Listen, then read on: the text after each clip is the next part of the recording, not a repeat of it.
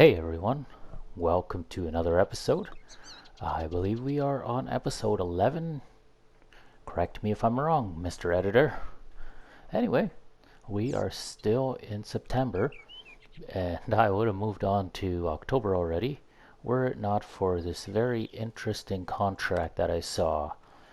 My neighbor Maurice Vargas, he owns Field 15 and he's got 51 acres of potatoes that he needs some work on. So that's $110,000 of contract, and I really want to do that because that's a nice chunk of a contract. Even if I have to lease, like I know to use his equipment, I'm going to spend probably about $5,000, and to lease the equipment to do a little more, I'm going to probably have to spend another 5 to 10 grand, but that's still like $90,000 left in my pocket.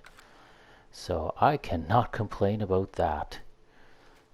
So what we'll do, we'll jump on this big old harvester right here, and we're going to get right to work. Just taking a little look inside. It sort of has a front end of a road grader with the skinny tires and that really skinny frame up front. But it looks like it's got two different cameras and a couple,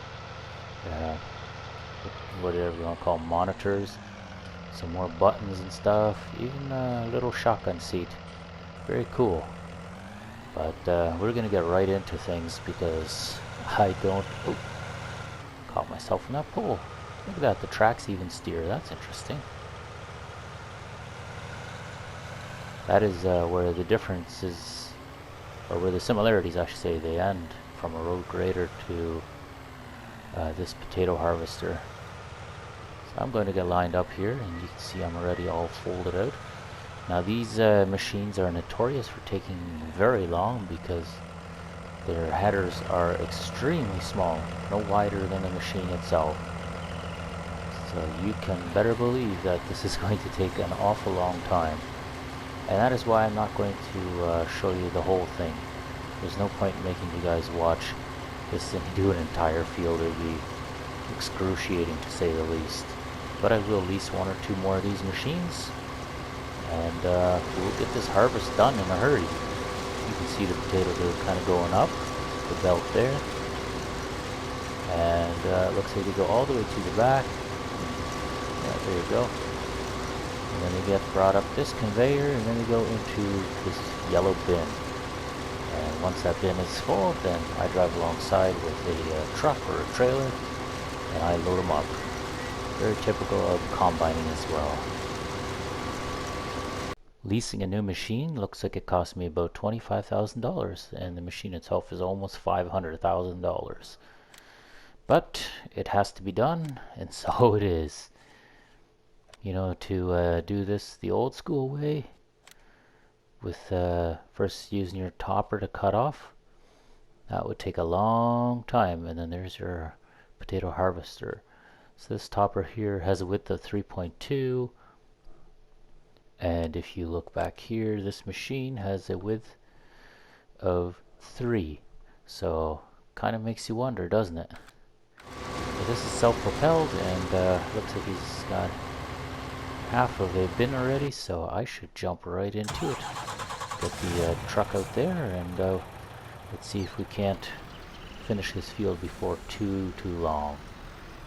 I never look forward to potato harvest, but if he's paying me that much, I kind of can't say no, can I? And there we see it. Kind of have to park on the neighbor's field a bit, but good thing we don't have crop destruction on, isn't it? So, yeah, that's kind of how they unload. Pretty straightforward stuff, I would think. And he dumps a bit of potatoes on my head. Good stuff. And just because I want to, I am going to try to operate my T6 with a topper as well as a harvester. I've never done this with a tractor before, so I'm kind of curious how that's going to work. I have my doubts a little bit, but let's take a look and see what happens. Oh my goodness. That is super slow. impressively slow, honestly. Does it not need a topper? If it's, let me just take a look here. This digs potatoes out of the ground. Oh, this one needs a topper, this one does not. So, in that case, we could go to garage, go to leased, and get rid of this thing. Yes? Okay. And I'm going to assume that the tractor was not powerful enough, so we will try this one more time. Let's go to the side and let's see if this works any better. Definitely does. That topper takes away a lot of power. Good. So then we have 3 units now. But speaking of units, there's one that's full. And there's a truck. I gotta start real quick. Where's this fella at? Oh, he's out there. The nice thing is that we're going to that grain mill over there to drop off potatoes, so it's always nice and close. Don't worry about me running over the potatoes. In real life this would be terribly bumpy because of all the ridges that they make, but good thing this is not real life. Otherwise I would have to replace the suspension on this truck. Anyway, I'm gonna get to more potato harvest here right away. And it looks like I caught the truck on its shoot. That was not great at all. Sorry you had to see that. It's pretty cool how the T6 is keeping up with us more or less. And I'm just following along so I can fill up my trailer real quick, and then I'll be closer to the mill there. I can right away drop it off, and then I'll probably go to the New Holland and unload that one. Rather interesting seeing this chute bent down like that. I was able to drive straight through that chute, and if this is real life, that thing would be plugging up right about now. Helper eye blocked by an object. Wonder what that is. That would be me. Moving on. This reminds me, I need to grow corn next season, but I have some nice changes planned for next spring. I guess you'd say the next year, right? So we will see what we can do, but I'm really excited because there's some big changes that are going to happen for next year. We just got to get through harvest and get through winter, and we should be good. Well, now folks, I do have a little surprise for you guys. So you can see my T6 sitting there. To jump up to a T7 would be quite the bump in power. So what I've done instead, I have leased the tractor I want to get next. And that is a 6870, or is it 8670? I can't even be sure. But I'm going to give you guys a little sneak peek of what it looks like. Yeah, I personally think this tractor looks really cool, and that's why I leased it, just so that I could kind of get a feel for what it'd be like, if it'd be a good tractor or not, seeing as this is all part of the contract work. So there we have it, 8670. Very, very nice looking machine. Got the wide tires with the duals in the back. There's many more options. We can get 3-point attachment for the front, or the weights, or nothing at all. But I really like that tractor. So I figured, why not give it a test while we're still doing a contract, and just kind of see what it looks like. So I got 99% full on the potatoes. I don't think I'm going to go unload anyone else. We'll call this good. Bring this over to the mill real quick, and then we'll go unload some more machinery. So what do you guys think? Should I get that tractor for my next field tractor? I believe it starts at 170 horse, and it can be bumped up to 240 if I'm not mistaken. I feel like that would be a nice step up from the T6. But yeah, let me know in the comments what you guys think, because I'm always interested in hearing what you guys have to say. Here we go with load number 3.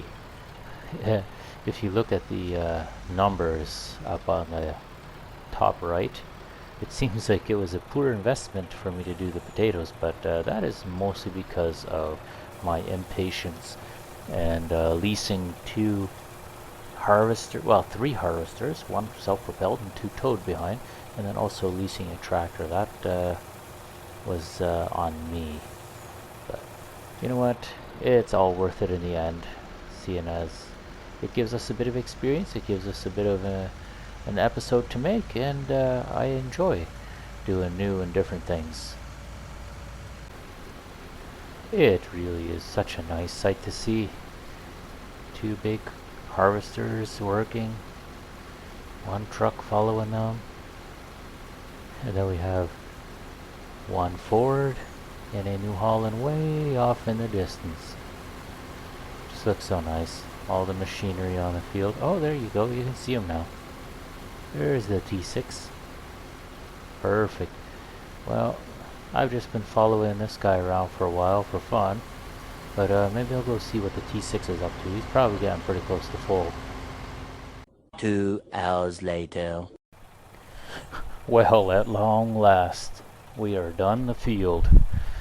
And I can't say that I've made any money off of this, other than whatever potatoes I'll get out of it. Because, yeah, I have one semi-load of potatoes, and that is it. I feel like I started off with about 514,000. I can check that later as well. But I ended up with 417,000. So it's cost me about $100,000 to do this harvest. Mind you, I did lease a couple machines and whatnot, but otherwise it would have just taken forever. And probably would have just been eaten up by labor costs, honestly, if I just had one machine and one semi. And it would have taken me a few days to do it.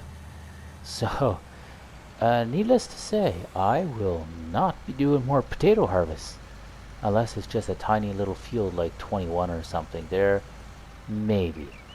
But no, this has not been profitable. So don't look forward to any potato harvests in the near future. And while we're thinking about it, let's take a look at our prices here on potatoes. It looks like they're almost at an all-time low, and January is peak time to sell. Now, we can finally collect. See, 104,000 is what I took home, and that is literally what it cost me to do the job. That is piss poor, honestly. We'll collect, and now look, we're at 521. What did we make?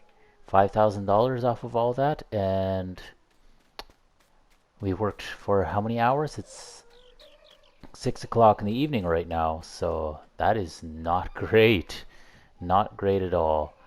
So, because of that, I guess I'm going to have to do a bit more contract work. So, I am thinking maybe do some fertilizing or something in the meantime. I feel like that would help bring it back up. So that's what I'm going to do.